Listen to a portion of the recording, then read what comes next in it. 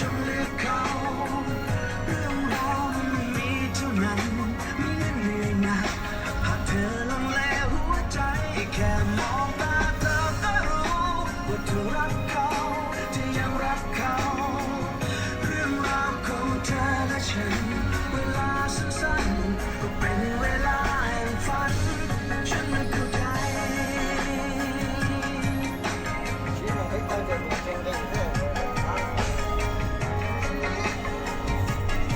นี่เอาอย่างดี